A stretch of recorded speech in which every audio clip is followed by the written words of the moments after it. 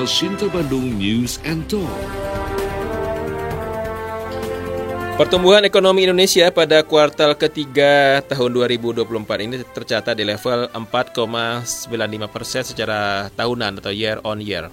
Angka ini pendengar melambat dibandingkan pertumbuhan ekonomi pada dua kuartal sebelumnya.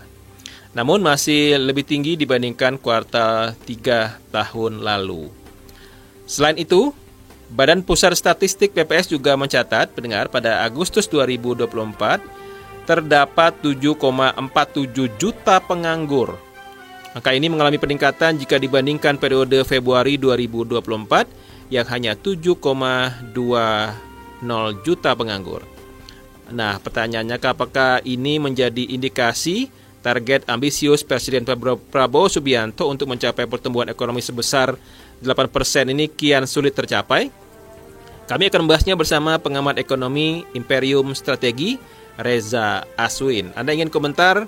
Silakan ke telepon kami 022 2021 893, WA 0823 kali 63 kali 2 893. Alsinta Bandung News and Talk.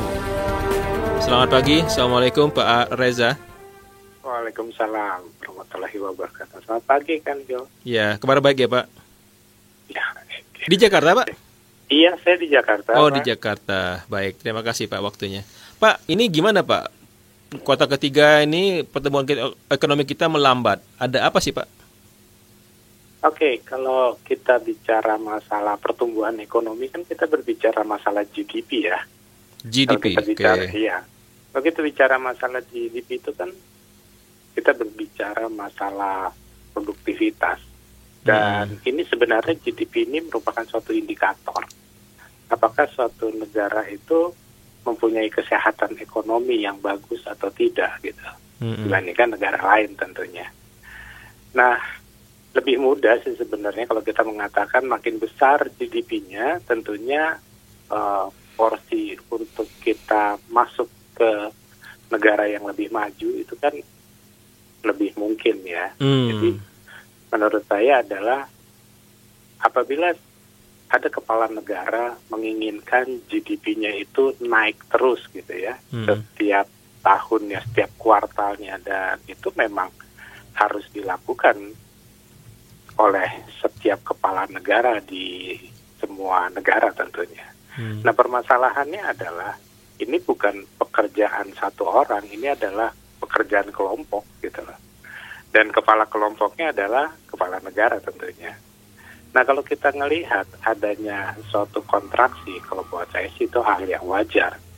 Tapi menentukan tingkat GDP yang lebih tinggi, itu adalah suatu kewajiban dari setiap ketua kelompok menurut saya. Karena kalau targetnya di bawah kan agak repot ya negara ini gitu. Iya, iya. Jadi wajar kalau misalnya Presiden Prabowo itu kepingin GDP-nya tinggi gitu ya. Nah, pertanyaannya adalah mungkin atau tidak kan gitu ya. Realistis atau tidak gitu ya dengan kondisi. Gimana Pak Reza melihatnya? Kalau kita sih sebagai rakyat Indonesia tentunya berharap banget itu bisa tercapai. Karena kalau itu tercapai, maka masyarakat pun kehidupannya akan membaik.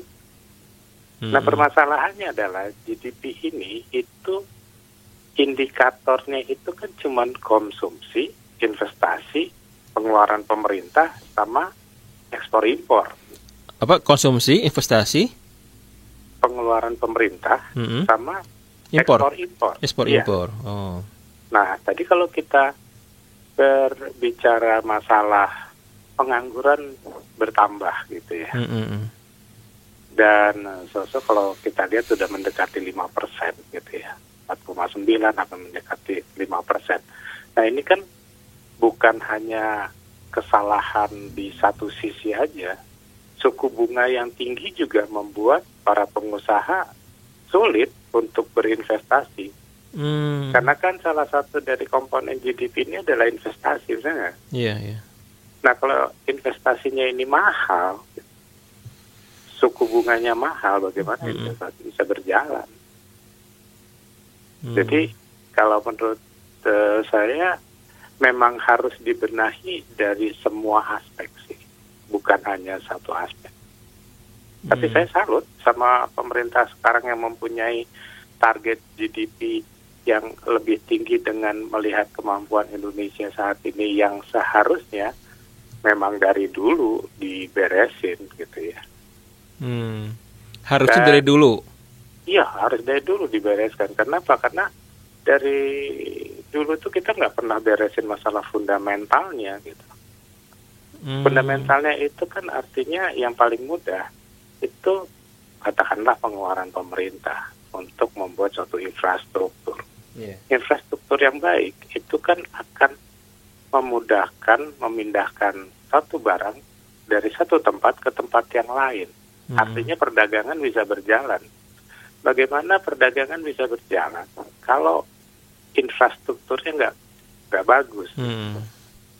Nah, pada era presiden sebelumnya Pak Jokowi membuat ini menjadi fondasinya, fundamentalnya supaya perdagangan ini bisa berjalan. Kalau berjalan, investasi dari luar negeri bisa masuk.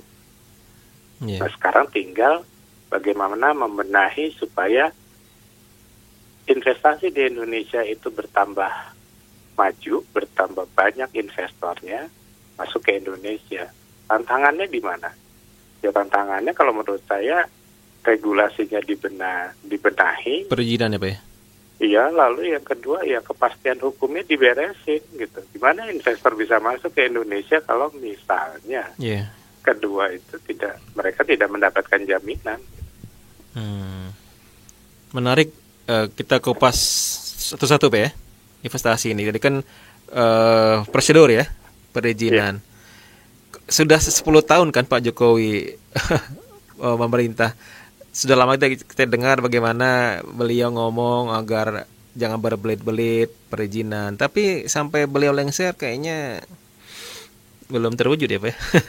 Ya, memang agak sulit ya karena Indonesia ini besar sekali gitu. Penduduknya juga banyak dan ini berbeda dengan negara lain yang semuanya datarannya itu kalau kita bilang lurus daratan semua. Kita ini kan banyak sekali pulau ya. Ya, banyak sekali aspek-aspek yang harus lebih detail gitu ya. Jadi yang penting kalau menurut pendapat saya pribadi adalah pada saat infrastrukturnya sudah dibangun sebagus ini, maka yang diperlukan adalah pemeliharaan, birokrasi, regulasi dan segala macam ya, dan kepastian hukum. Nah, pada saat semua masalah infrastruktur ini sudah membaik, tinggal bagaimana pemerintah yang saat ini itu menjaga dan membereskan regulasi, birokrasi, dan kepastian hukum. Karena agak sulit ya apabila pemerintahan itu tidak fokus kepada satu misalnya. Kan semuanya harus diberesin, mintanya semuanya beres ya dalam waktu cepat.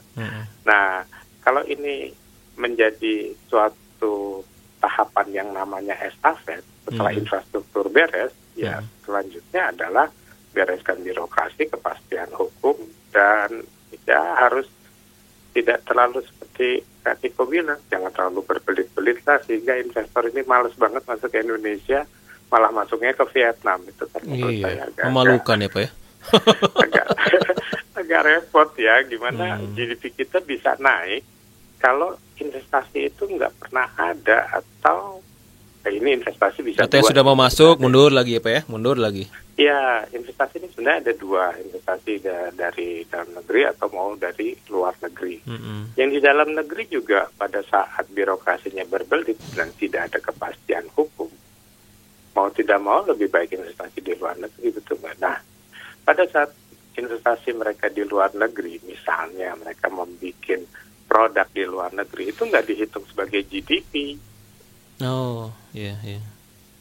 Karena kalau dihitung sampai dengan dihitung GDP-nya pada saat produk tersebut masuk ke Indonesia kembali, kan jadi ada dua kali perhitungan ya, ada ganda ya kan. Sehingga tidak mungkin, makanya yang terbaik adalah investasinya harus di Indonesia, dan semua investor pasti minta regulasi yang bagus, birokrasi yang tidak berbelit-belit, dan berkali-kali saya katakan kepastian hukum di Indonesia itu harus dibenahi. Pak Reza, Apple sampai mundur, iPhone nggak jadi Indonesia itu apakah karena itu juga, Pak? Ya, kalau sebenarnya kan kalau kita mau fair ya melihat dari setiap negara itu kan pasti mempunyai kepentingan gitu ya. Nah, pada saat negara superpower seperti Amerika Serikat dan mereka mempunyai suatu produk yang bagus dan diminati sama Indonesia, wajar kalau mereka tiba-tiba mempunyai suatu peraturan karena Indonesia sangat membutuhkan lapangan pekerjaan. Gitu ya. Nah, jadi pada saat yang namanya kerjasama itu kan kedua belah harus saling menguntungkan. Harus saling menguntungkan. Kalau di Indonesia tidak menguntungkan juga buat apa?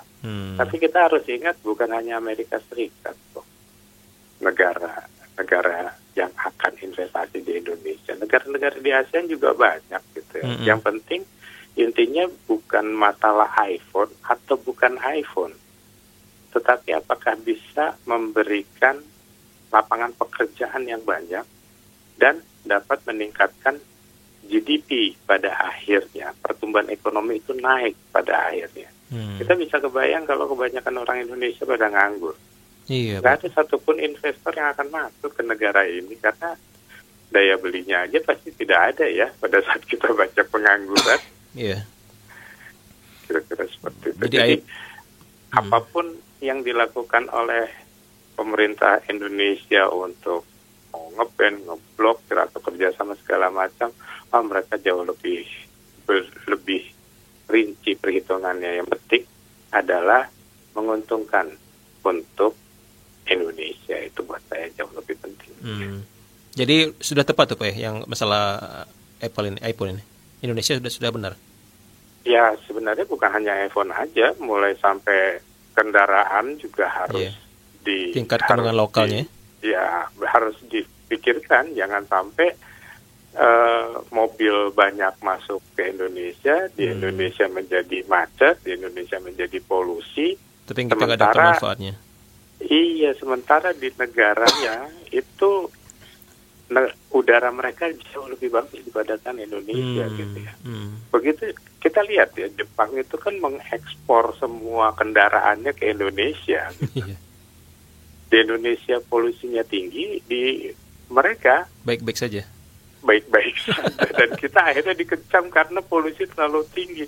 Nah, pada saat kendaraan di Indonesia itu kita mulai perketat misalnya, regulasinya dibenahi, Jepang juga komplain gitu, kok produk saya nggak masuk gitu ya. Rame lagi kan begitu ya. Emang Indonesia jadi tempat untuk memang pangsa pasar yang menggiurkan ya Indonesia ini. Ya, Indonesia itu kan rakyatnya banyak, konsumtif ya. Tuh, suruh naik angkutan umum sulit gitu ya. Iya.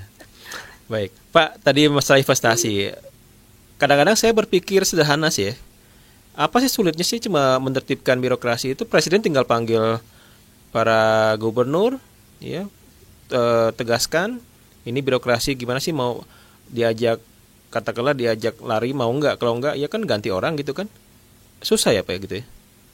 Ya repotnya kan kita berbicaranya sama manusia bukan sama mesin ya. Jadi kalau kita berbicara dengan manusia itu pasti ada banyak yang harus dibenahi gitu ya. Ada yang perlu, kalau saya melihatnya Pak Prabowo ini kan harusnya terkenal dengan tangan besi ya. Iya. Dan untuk membenahi negara ini perlu tangan besi. Perlu tangan besi, tapi kan kita sudah tahu ya bahwa netizen juga pasti akan banyak koreksi. Tangan besi boleh gitu, yang penting jangan sampai gitu hak asasi manusianya dilanggar gitu. Karena kalau tidak pakai tangan besi, Indonesia ini nggak akan tertib kalau menurut saya. Dan yang penting menurut saya adalah pemerintah mempunyai suatu komitmen. Dan saya berharap banyak tentang komitmen bersih-bersih di jajaran pemerintah.